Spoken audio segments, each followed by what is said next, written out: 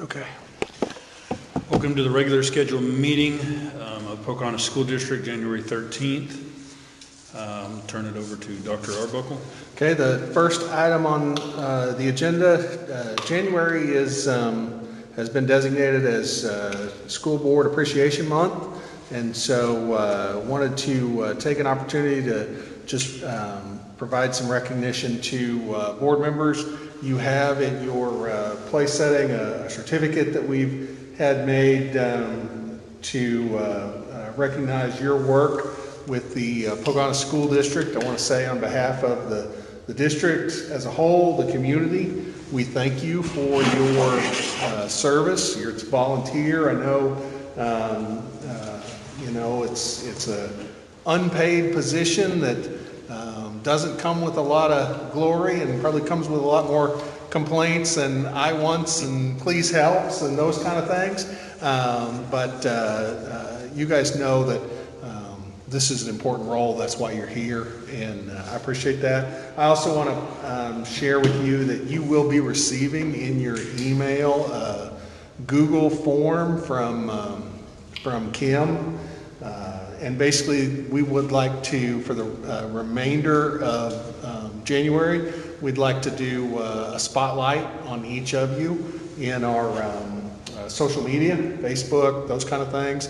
So if you would fill that out, then we will do up something nice with your photo, a profile photo, and start putting some things out there over the next couple of weeks on each of you, just again highlighting your work. And I know I appreciate it. I know Craig appreciates everything y'all do for the district, and so thank you very much, and just want to recognize you for that. So I appreciate it. Okay, second item, moving on, we've got the approval of the minutes. So you have in your packet the minutes for our regular board meeting in December, as well as our January 6th work session. If you have any questions on those meetings, be glad to answer those. If there's no questions, then I'd like to entertain a motion to approve the minutes from December 16th and January 6th as presented. Motion to approve. Second. We have a motion to approve and a second to approve the minutes from the meetings in the past. Everyone in favor say yes. Yes. Motion passes 4-0. Okay. All right. This is section 3 is the presentation of report, and this is our student achievement report. And I thought I'd just kind of do a little something different this evening, and kind of share with you a recent endeavor that we are working on piloting across about 10 different classrooms. When we went to the ASBA conference, had an opportunity to hear from a gentleman who is doing a lot of work in AI. He's a superintendent out of a neighboring state, and he talked a lot about using AI, specifically like ChatGPT, to basically help teachers, support teachers, make manage the jobs and the responsibilities. So that got me thinking. We've talked in previous conversations.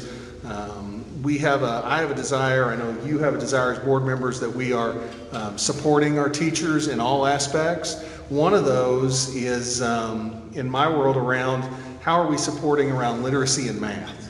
And I've had a desire to get more coaching support inside classrooms. We've sort of done some of that at the high school and junior high with a couple of staff members. But I've really got some interest in how do we do that district-wide, from K all the way through 12, and can we take advantage of some of these new AI generative tools that are available to us. And so one of the things I did over Christmas break is I spent some time really trying to think about how do we create, or how would I create engine, a generative engine, a GPT, that would be specific to Pocahontas, to our needs, that takes into account our curriculum, that takes into account the Atlas test, that takes into account the assessments that our teachers and kiddos are doing, our learning targets. I think we've even included some things around some documents that the state has produced on how can parents be better at supporting Atlas and the helping their students learn more, how to move forward, progress, that kind of thing. And so once I got this created, then I started when we came back after Christmas. I met with all of the K-5 teachers. I met with the math teachers and met with secondary math teachers and our secondary English folks, and we rolled out these two AI generative engine bots, whatever you want to call it, GPTs that we've created. I had 10 teachers who have volunteered across all grade levels to pilot a Pocahontas School District centric version of this GPT. It's been, like I said, it's been built to reflect the learning tools and learning goals specific for Pocahontas at each grade level. So the idea is, if I'm a kindergarten teacher, I can go in and I can ask it all kinds of questions. It is designed to help coach the teacher into ensuring that we have grade level expectations, grade level assessment questions. It'll even help design instructional lessons attuned to our curriculum, because I dropped our curricular tools in there. And so the idea is that we can, we're producing a tool, or we have produced a tool that will aid teachers in being the very best version of themselves and help with instruction, assessment, and those kind of things. So we will be piloting that in those 10 classrooms at a minimum over the next semester.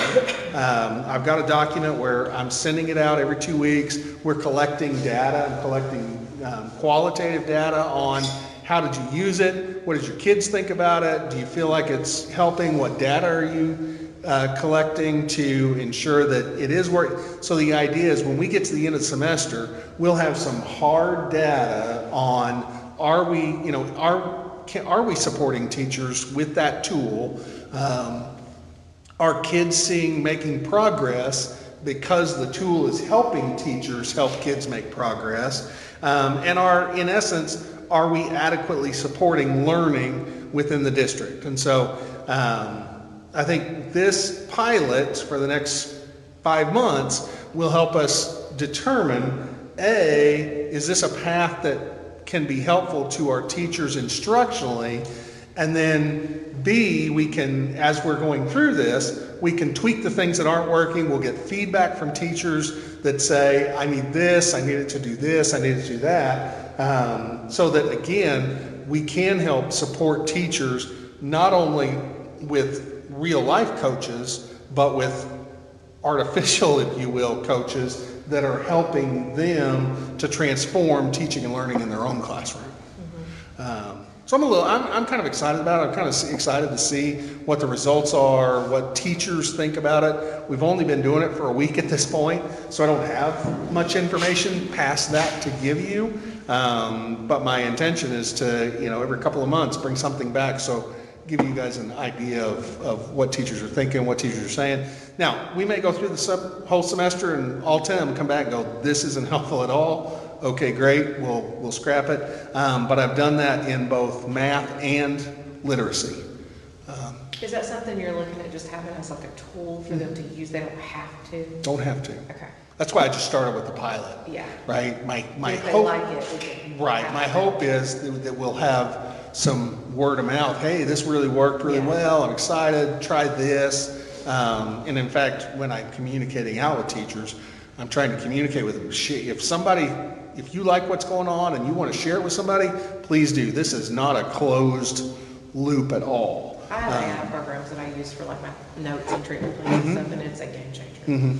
Well, I have kind of a love-hate relationship with AI because I've just started studying the last 3 or 4 weeks, and it's amazing you sent that email because just 2 days ago I almost shot you an email about AI.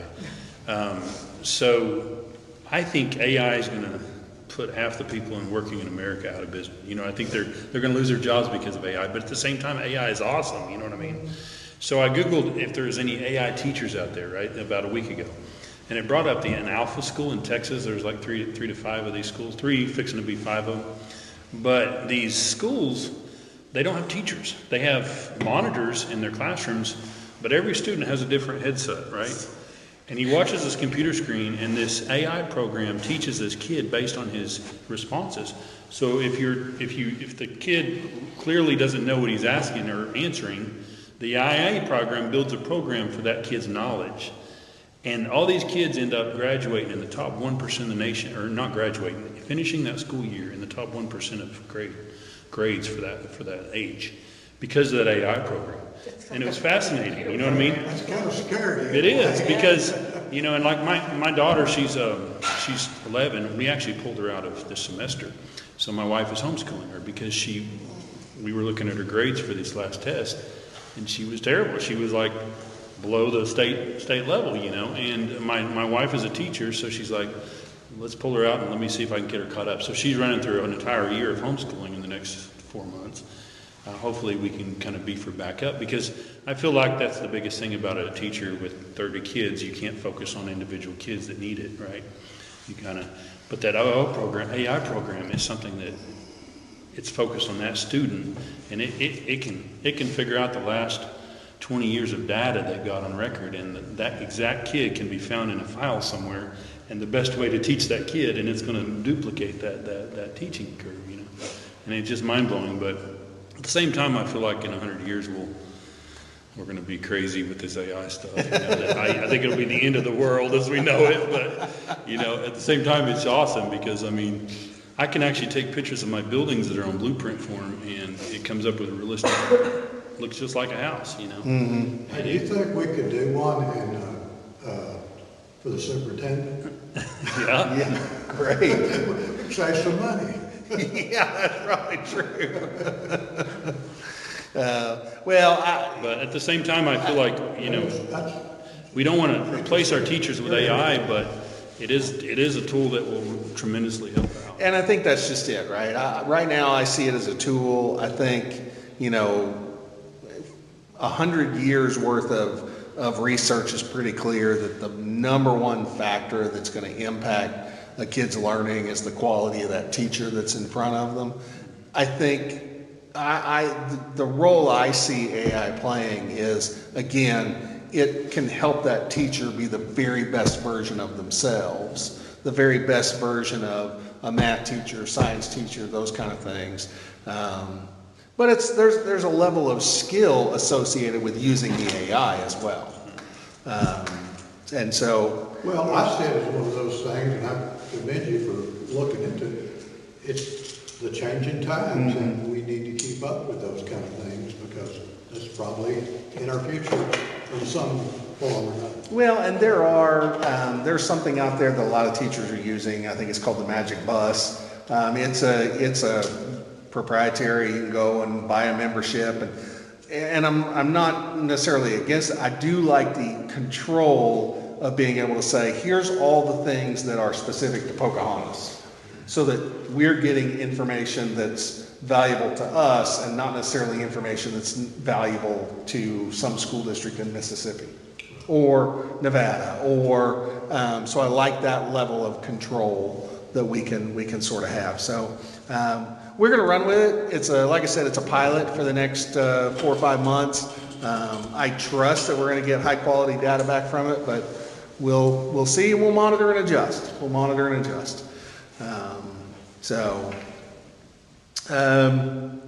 All right, informational items 4.1. Each year in January we provide a report on board member training hours.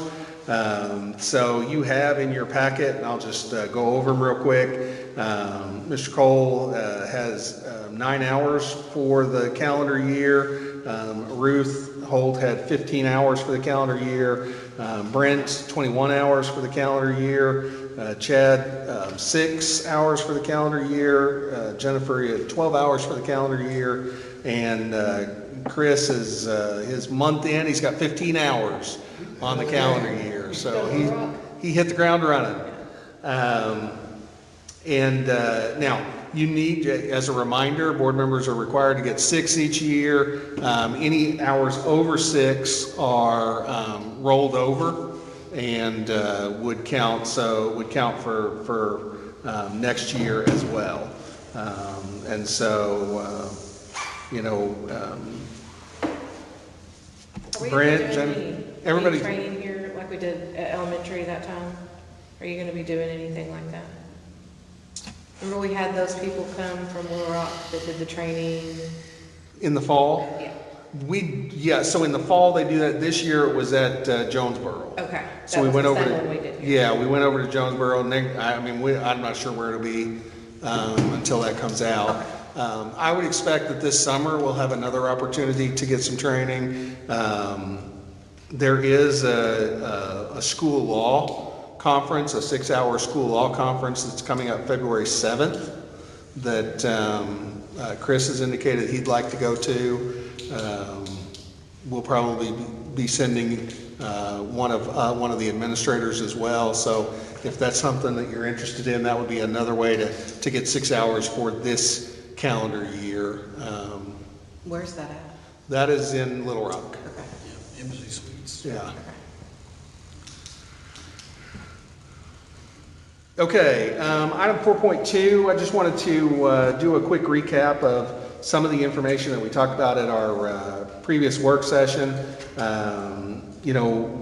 We had discussed at that session the status of various projects. I just wanted to bring to the attention of the board at a regular meeting that the district has completed a couple of projects. One, the safety systems within the buildings.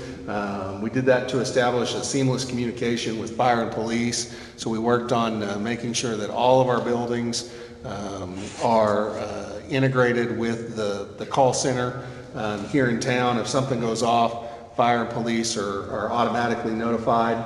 And then we've completed the clearing of the Alma Spikes Elementary. I signed the contracts today, so we've got all the contracts in place, all the bonds and everything ready to go. And so the expectation is that we'll start that abatement and some of the interior demolition work this week.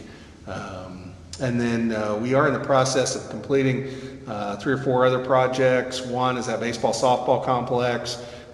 We're asking the board to support a particular line item regarding the replacement of siding because it came in a little higher than the $25,000 threshold that the board has set for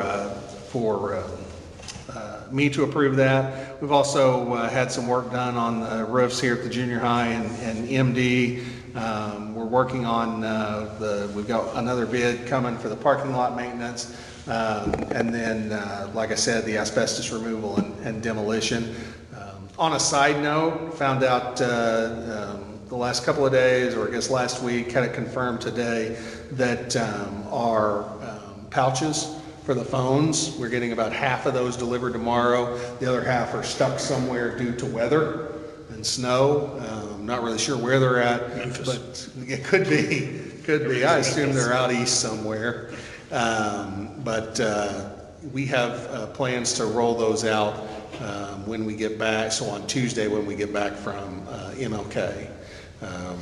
The high school and junior high we'll be having some conversations with teachers and students this week.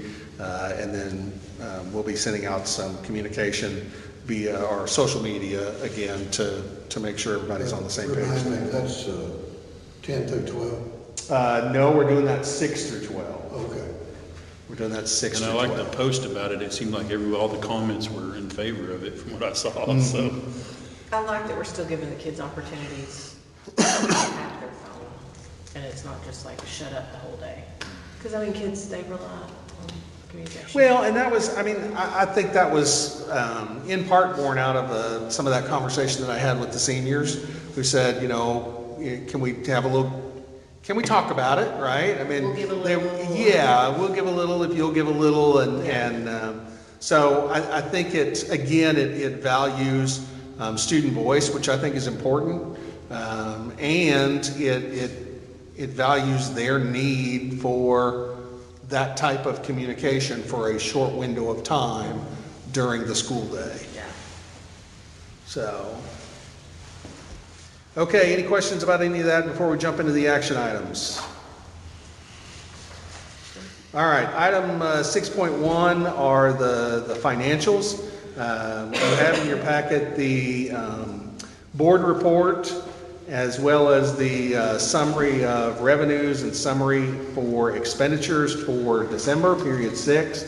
You also have, as is our practice, a detailed report from e-finance, including the board report, the activity report, the check register, if that's something that's for you to review. Obviously, if there's any questions, be glad to address those. I don't have any questions. I would just still like to put out there in the next board meeting or two that we get Burrington in here about looking at Game and Fish and what we can do to partner with them. We'll plan on that for February. Craig, will you help me make notes of that? I have contacted people, Little Rock, to, I just don't want to miss the window for the season. Yeah. it's too late for this year. Okay.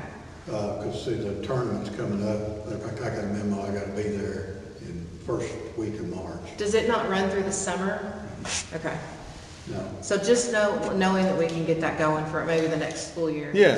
So I've got, Well, and we need to start now to be able to do that. I talked to, we're the ones that started, so, he, with his blessing, I did contact some people, and there's some things we need to talk about this. Yeah. But it's start headed the right direction. I had one question, on declining enrollment. Explain to me a little bit, I'm looking at, right there, is that what we're gonna get, is $410,000 this year in guidance? So that is what we've had in there. That's what we started the school year with. It's 410,000. That's what we got from the state? It's too little. No,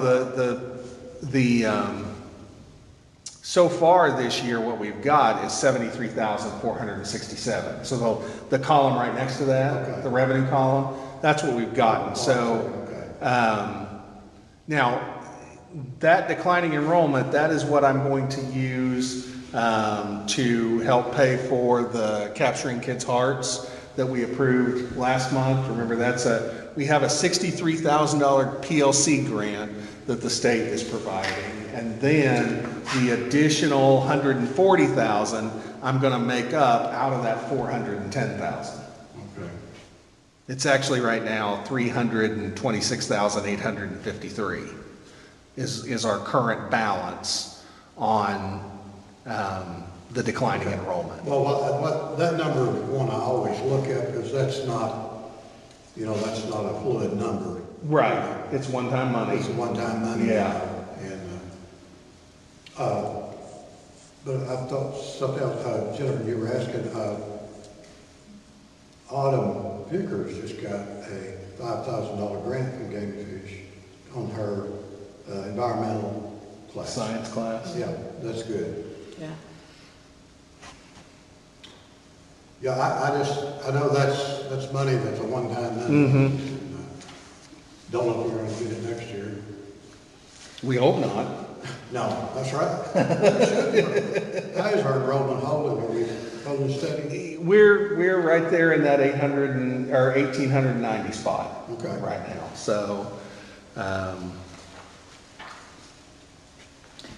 I'll make a motion to approve the financials. Second. We have a motion and a second to approve the financials. Everybody in favor say yes. Yes. Motion passes 4-0. Okay, you have, the next item, 6.2, is the, let me get to that one, is the line item on the baseball softball complex. You know, the board has already approved an overall cost of roughly $50,000 for that remodel work there.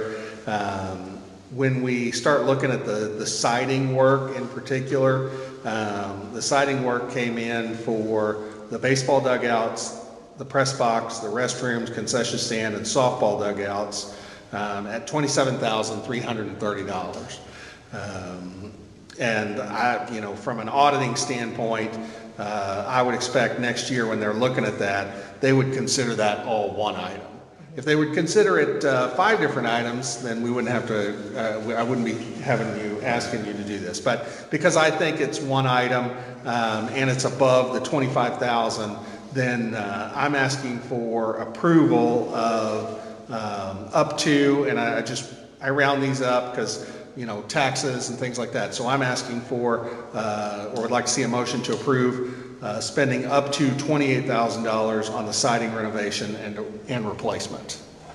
Do you expect that still keeps you in the 50,000 range? Mm-hmm. Yeah. So moved. Second. We have a motion and a second to approve this $27,000 figure for our remodel. Everybody in favor say yes. Yes. Motion passes 4-0. Okay, item 6.3 is a school choice resolution. This is a resolution that the board is required to pass each year under the new school choice law. Basically what it says is that from, and you've already, let me back up, you've already passed the template. This was approved in November. It's a template, and then we go in each year and we replace the language in the template with specific language for Pocahontas School District.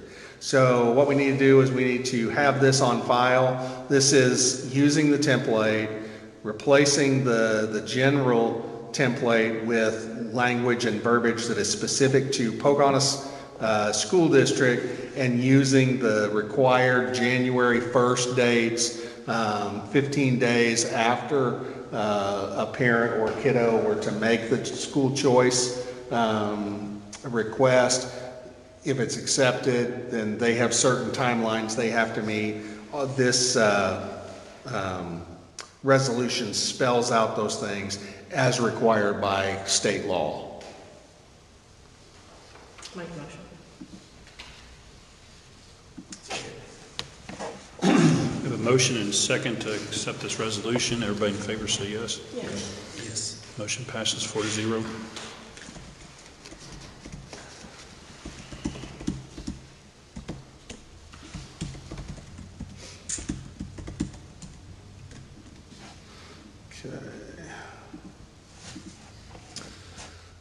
Okay.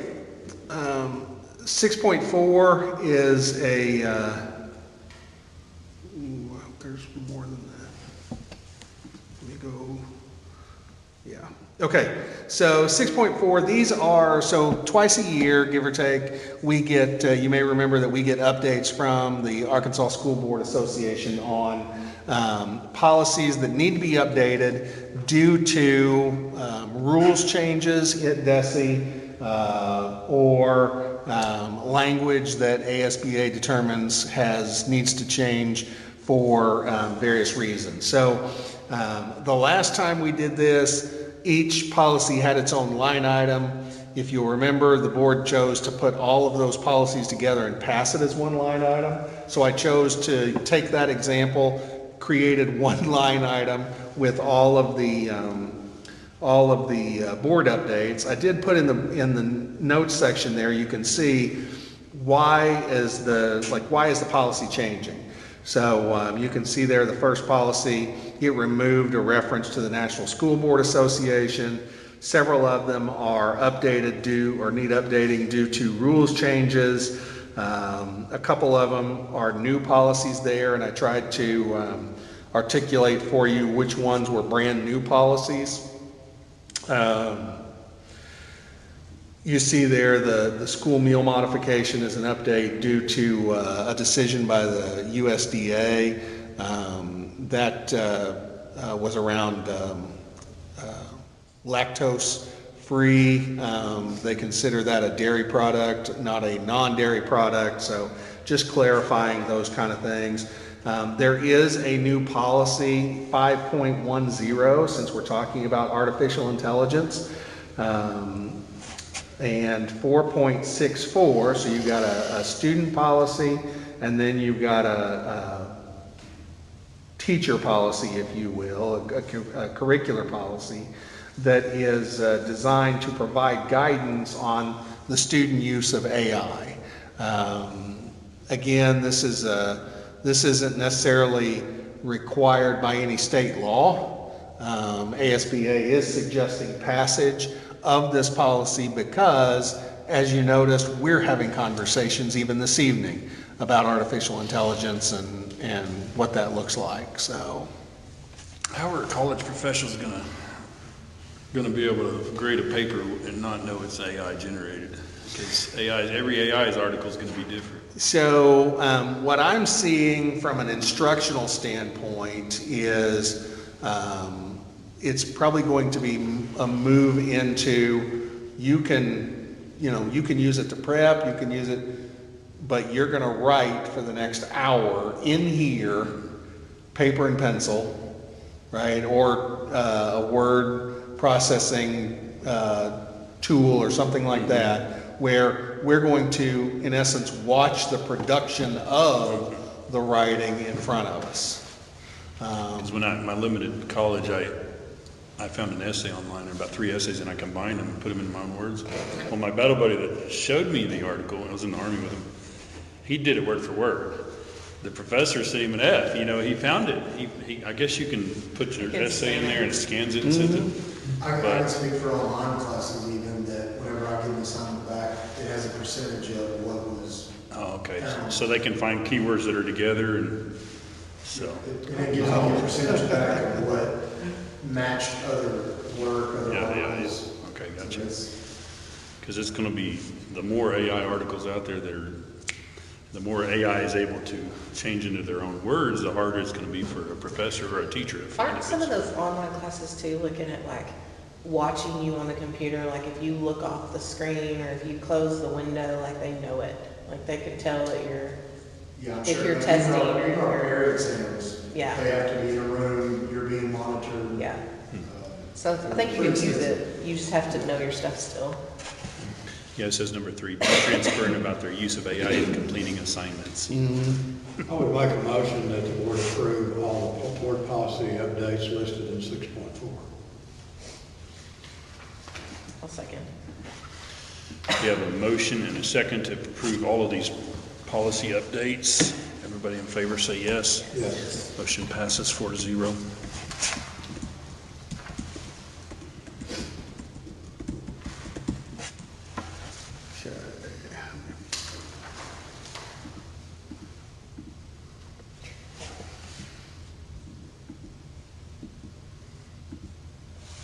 Okay, we didn't have any requests for public comment, and at this point, my superintendent comments are pretty limited, so.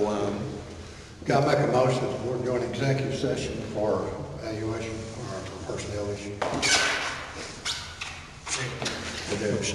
Motion is right to do that. Yeah, go ahead, yeah. Motion and second to go into executive session.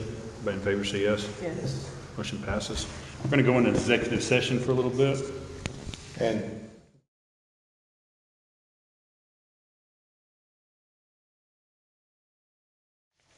All right, we're back in session. Dr. Arbuckle, you have anything else?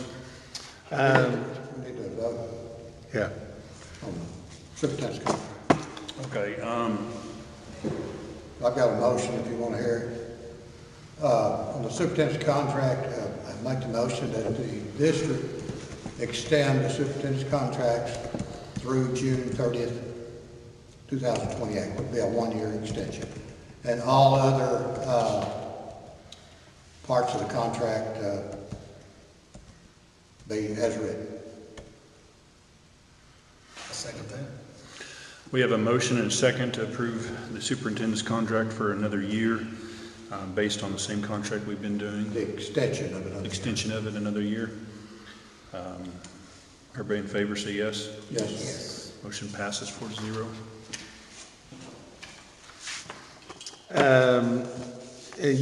You've got, on the personnel, the rest of the personnel agenda, we have 2 resignations. So we're making the recommendation to accept 2 resignations. Kim Archer with the junior high cafeteria and Miss Mary Lewis, 5th grade science, social studies teacher. We also have a recommendation to hire a para in our kindergarten kindergarten classroom, Heather Johnson. If there are any, so we're recommending those 2 resignations and that 1 hire. Is that, I guess I should have asked, is that resignation effective the end of the contract, or is that immediate? No, into this year. Okay. By doing it, remember, by doing it before February So 1st, she qualifies for that $400. I'll make a motion to approve. I'll second.